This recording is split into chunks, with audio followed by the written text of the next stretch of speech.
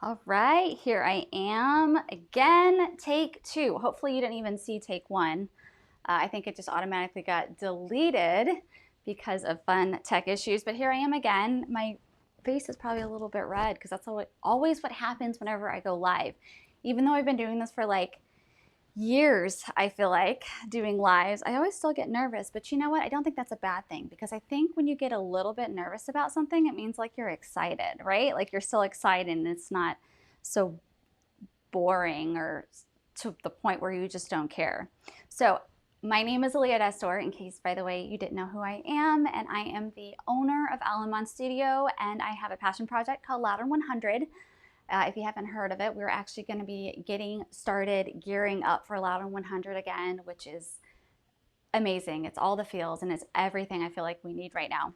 But before we actually get started, I want to show you a 2-minute clip from a recent success story. So over the past, I want to say it was maybe a couple months ago, my time, like how long things are, there's no like, I could say it was like a couple months ago, it was like 2 years ago. No, but I think it was actually a couple months ago.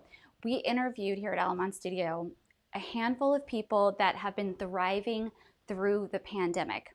So they were somehow able to pivot their business or serve their clients in a way that they weren't affected either as much, or they learned something where, like, I heard like the same stories of at the beginning everything went down, there was a huge dip, but then I was able to move quickly. So this week I want to share with you really quickly a 2-minute clip from Andrea Corey. It is a great tip. Listen up, take notes, and here we go. If you were talking to a business owner and they were wanting to learn one specific thing, maybe they're not in the place they want to be after the pandemic. What's something like, what's the best tip that you can give or strategy that you can give them that they could go and implement today over the next however many weeks, months? If I could give one tip to somebody, it would be to dedicate time to your craft. So if you are truly invested in enhancing your business's presence, whether it's online, if it is like in an e-commerce business, whatever you're looking to do, if you want folks to know about it, take time to show people. So invest in photography, videography, go live, spend an hour every morning posting in a Facebook group and letting people know. Create your own group about your brand, right? I believe in groups and then paid ads more than I believe in pages right now. Creating groups has been really successful for me in terms of leveraging my followers and users towards brands, products, personalities, whatever it is. Even on LinkedIn, the same thing.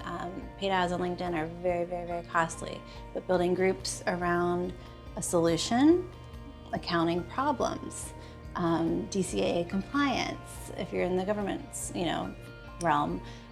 So finding what are people searching for, how do I solve a problem, like when you're thinking in terms of SEO. So think that way, like how are people searching, and then build content around that. So if you can find a way to maximize yourself in content creation, whether it's photography, videography, SEO, somehow, but just show your craft, and you can do that online really easily because folks might not be coming out of their houses for a little bit of time. So when are you going to teach this class?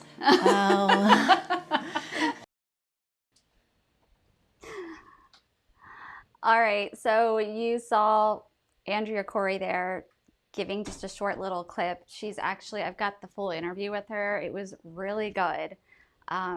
Andrea has actually helped me in a lot of ways when I first started my business, and then even just recently. She helps support businesses that really need the help through PR and then through social media and marketing. So I was so happy that she was one of the stories, because then she could give us a little bit of insight of the different things that she was actually able to do. Now, let me give you a quick little rundown of how we're going to work today. So at the very end of all of this, I'm going to do a giveaway for the most fun or creative or engaging comment whoever inspires me the most to do the giveaway. And it's going to be to a $20 gift card to a local restaurant, so a local business, a local restaurant in the area, because we want to support local. So 2 weeks ago, because I didn't do it last week, but 2 weeks ago, Andrea Vaccarelli, she's the one that won. Her comment was very funny. I don't even remember what it was, but I couldn't even say it. And she actually picked the nutritional spot, which is down the street from me, so that's cool. So the most interesting, fun, engaged comment throughout this entire thing, I'm going to pick somebody at the very end who is going to win that $20 gift card. All right, so next week I'm going to show you another success tip, and this week I'm going to post Andrea Corey's full interview, so make sure you stay tuned for that. I'm going to post it on YouTube, so I'll also link it up on Facebook and all that fun stuff. And next, let's actually go into the rundown of what we're doing today. So as you know, I actually help my clients with their personal brand. So a lot of people know me as a headshot photographer, but I like to serve my clients in more than just their headshots. Headshots are essentially like a representation of the final product of your promise, of who you are, how people can depend on you. What is it that they're looking for when they see your image? How do they feel when they see your image? So over the past 12 years it's been now, I've really wrapped up the entire service as the before the headshot experience and then even the after. So clients that are entrepreneurs, business owners, those are the people that really want to make sure that their photos look good. So beforehand, it's all of the prep of, well, who am I? Who should I be speaking to? And then the after is, okay, how do I take these images, these photos, these videos, and then put them to work? And so that pre to post and then everything in between, that's really overall your personal brand and how you can make good on the promise of what it is that you tell your clients, your audience, your customers, how you can serve them. So that's what we're going to talk about today. Is I love to give different tips, free little mini trainings, free inspirational pieces that you can take and use them in your week to help you take your business to that next level. And side note, I talk with my hands a lot, so I do apologize. I think last week Andrea told me I was an honorary Italian with the way I move my hands so much. All right, so let's actually go ahead and get started with that. Before I do that though, let me actually shout out some of my my clients, just because who doesn't want to? We've got some clients here that I have to shout out and show off their beautiful images there. So just take a little peek. I'm not going to do, last week I did a testimonial that somebody had shared, but this week I'm going to show you their beautiful photos. I'm just tripping up all over my words today. All right, so let's go ahead and get into those tips. Thanks, Marla. I appreciate. I'm gonna try to like bring some of these comments on screen, because this is what I love about this program, is being able to just like add different things. Oh, but then you can't see it. We can move it over. Oh, it's a dark one. That's okay. Anyways, Marla says it's okay. Hand movements are entertaining too. Thanks, Marla. Okay, so let's go ahead and get into our first tip when it comes to personal branding.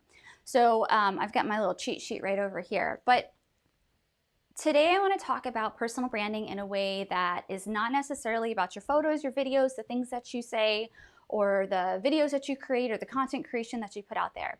Because I think the number one thing that we forget about even before we start creating content is your energy, your energy that you put out there, whether it's through all this content, photos, videos. What is the energy that you want other people to feel, or to feel when they're in your presence? And even if it's a digital presence, what does that energy feel like? And I think that it's a really important question to ask yourself when you're thinking about your brand, because if you're not consistent in that, it might feel a little bit scattered. And also, you might be putting out energy out there that you didn't even realize you were doing until afterwards, seeing a video or somebody kind of making a comment, and then you're like, oh, I never really thought of it like that. And then maybe you've been doing it for a couple years without really thinking through it. So on top of that, once you figure out kind of the energy you want people to feel through your brand, you can actually start identifying different activities that help light us up more and some that are draining us. And those are the type of activities we don't necessarily want to associate with our personal brand or we want to align ourselves with. It could even be people that maybe drain us and we don't necessarily feel energetically connected to. That overall, your personal brand, remember, is not just your photos or videos, it's everything that you stand up for, everything you're aligned with, values, nonprofits, brand associations, the type of clothes you wear, the type of car you drive, all of that stuff comes into who you are in terms of like what you stand for and what you don't, your personal brand.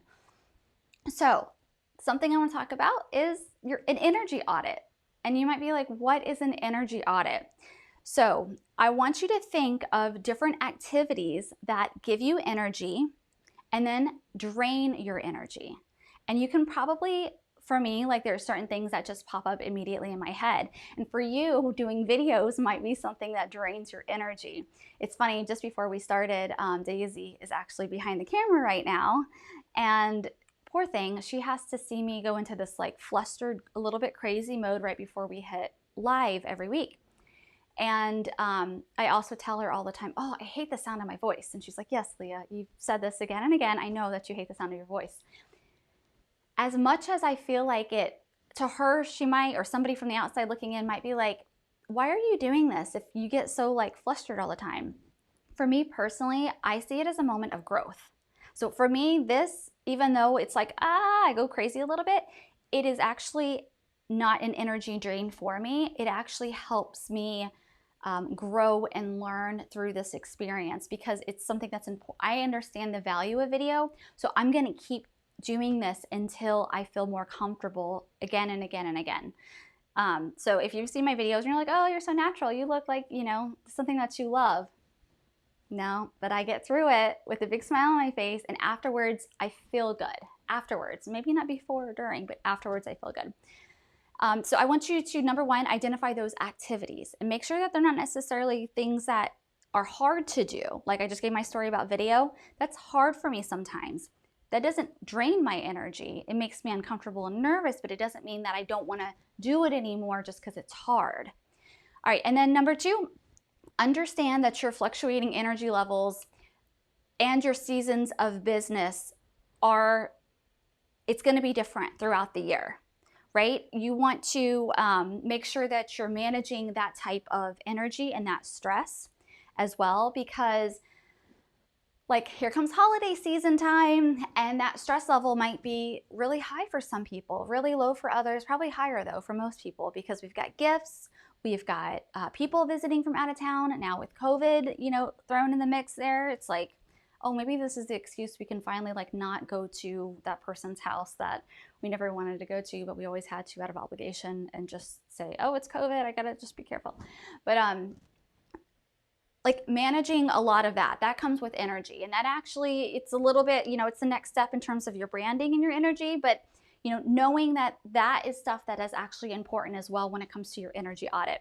And then step three is going to be making sure that once you've identified the things that really excite you and the things that drain you, making sure that if you have to do the things that drain you, you give yourself enough time to replenish that energy afterwards. All right, make sure that you've got different self-care routines, refueling with maybe certain people help refuel you, or being by yourself refuels you. That's me. I'm somebody that if I need alone time, it's because I've had a really busy week and I need to kind of catch up on me time by myself, walking or listening to something.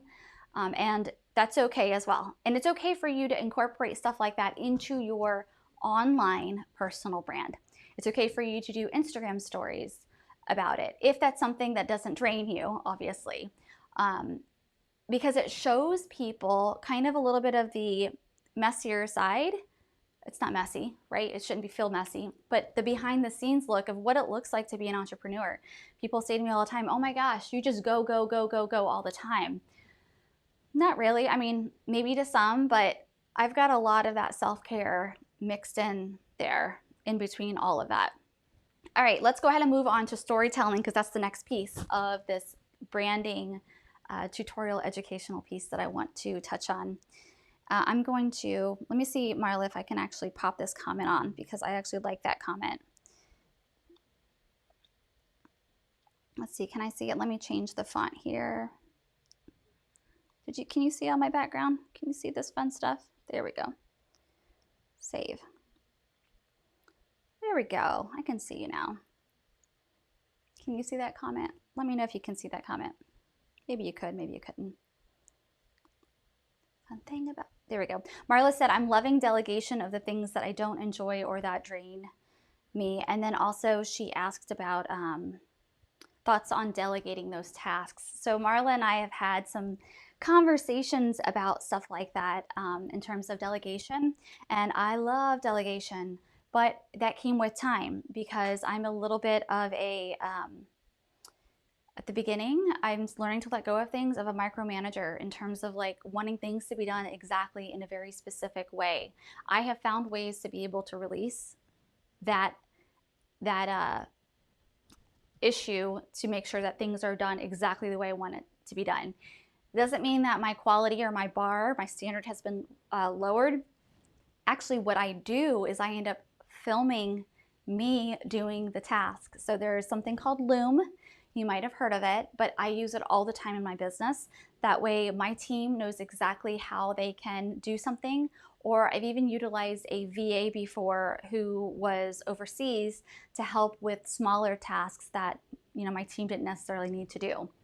But then she would know exactly what I needed and how I needed it done, and just makes me feel better. So there are ways, Marla, around being able to let go of things and delegating things that don't fuel you and feel more draining for you. All right, so I believe we were going into storytelling. So let's go on our storytelling tip of the week. Okay, so this week I want to talk to you about something that doesn't actually come up often when it comes to telling stories. And this is a tip that I learned very early on in my own journey, I guess, as an entrepreneur. And that is when at the very beginning, before I even start telling stories, because here's the thing, when you're telling stories, what's the point of it? Is it so that you can hear yourself talk? Because if that's the case, this tip isn't going to apply to you. But for most people that are going to tell a story, it's because they want the other person that they're talking to or talking with to feel something, to enjoy a moment, to laugh with them, to be able to engage, experience something together, right? Like that's why you tell a story versus facts. In order to do that, you've got to be able to really connect with the person that you're talking to. You've got to be able to tell your story in a way which that person is going to relate to the story. Because if you were talking to a kindergarten class versus a group full of IT professionals, and you were trying to get the same point across or relay the same story, I hope that you would tell the story in two different ways. And so I think that's something that a lot of us forget, not that we're talking to IT professionals like kindergartners or vice versa, but I think when it comes to talking to our audience, we're not really thinking of whether it's an audience like online or if it's a personal story with a best friend or with a friend. We're not really thinking about how do we tell a story in which that person is going to be engaged and excited and listen to hear. One thing that not annoys me, but I guess kind of bothers me sometimes is, and it doesn't even bother me long enough because I end up tuning it out and moving on because I can't connect to the story, is like sport analogies. I'm not a sports person. A lot of business conversations, they always relate it to sport analogies, and I understand why. Because a lot of these people, maybe they played high school, college sports. And so when they start talking in football speak, or usually it's football or baseball, then the other person can connect to that story and understand those metaphors and analogies. Something else, I remember I put a note in here as well. Of course, now I can't find it. Oh, like also something else is like, if I were to tell you a story and I was in a sorority, even the language that I would use as somebody who was in a sorority would be different than maybe somebody who played chess or who was like an amazing spelling bee, like somebody who was just in a different track in college, right? My conversation would be different, and maybe the analogies that I would use would be completely different. So that's something that I want you to think of. I want you to, here's your homework assignment for the week. We had to go to the next slide. That was important. Action steps, what to do next. This week, when you go to call someone or when you're telling somebody a story in person, I want you to consider the audience or the person that you're speaking to carefully as part of this week's action step. If you have the info, think about how you can make it more personal for them. I want you to be able to like either tie a point that you're trying to make. So right now, like if you like to speak political, which I don't like to speak political, it just comes up every once in a while in private conversations. Try to relate it to the person. Instead of talking about it from your point of view and your values and the things that you care about, and I'm not saying just about political stuff, I'm just saying in general, your story that you're trying to tell. Try to make it so that the other person can be like, oh my gosh, that happened to me too. Or, oh, I know how that feels because I also experienced something like this. Because now they're emotionally invested into the story that you are telling, and they can relate to it, and they're engaged, and they're listening. They're not starting to tune you out.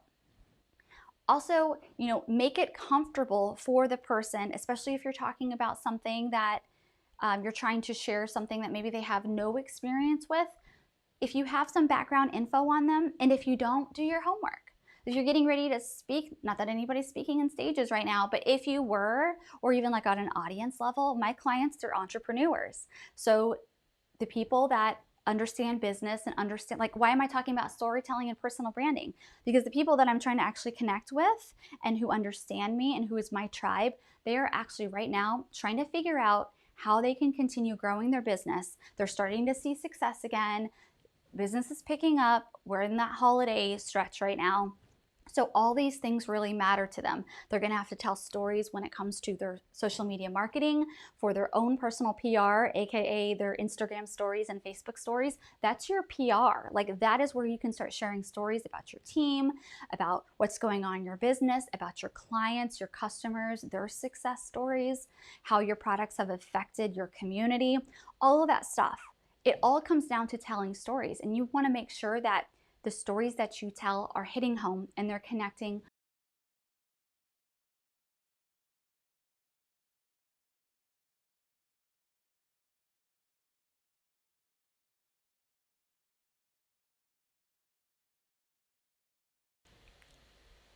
And we're back. So you want to make sure that it's all connecting and it's hitting home. So that's why all of that stuff is important. So when it comes to like, you know what, that's good. Tell me, I want to know though, if you go and do your homework, post it in this week's video, like in the comments underneath, and let me know how that goes. Let me know like what it was like before you told this story, just that extra 10 seconds of like, how can I connect my story so that the person that's listening is going to relate to it? Tell me how it was afterwards. Did you feel like maybe the other person was more engaged? Did you feel like maybe they were listening more? That maybe they were able to, you guys were able to like, they connected more to the story essentially? Or if you're trying to make a point, right? Did they understand the point? Like, were they able to connect to it? Hopefully that is the case, because that's what I see people, concluding to when that happens. All right, so I'm also checking out the comments. So if you guys are leaving comments, I'm gonna actually pull up Mr. Jose. Here's Jose, his comment. He said, yes, I love this type of content, I'm sorry. Please keep doing more. Thank you, Jose. I appreciate it. Jose is also a very talented videographer in the area. Okay, so let's actually, like I told you, we're gonna end up doing a giveaway. I think that's next. Is that next? It is. You guys ready for it? All right, I'm gonna play this cheesy song while I pick somebody's comment. So if you're going to say something in the next 5 seconds. That way I can pick your comments.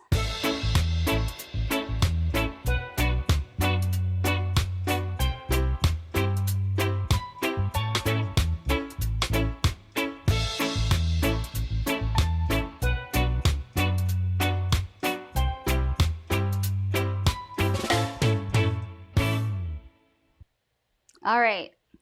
So I'm actually going to, let's see, Marla, are you still live right now? I'm going to pick you because you, oh no, that's not the comment that I was going to use.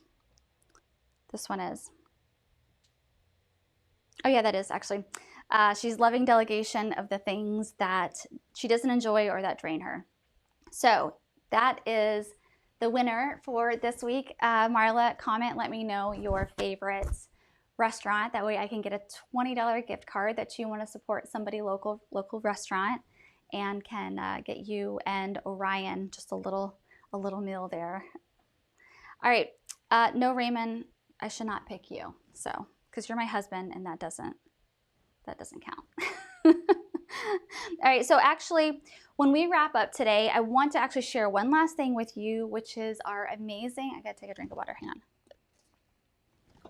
Okay, is our amazing family photo shoots that we did. So our first day, so they're mini photo shoots. I'm sure you've probably already heard of it. Let me play this here. Oh, on that side.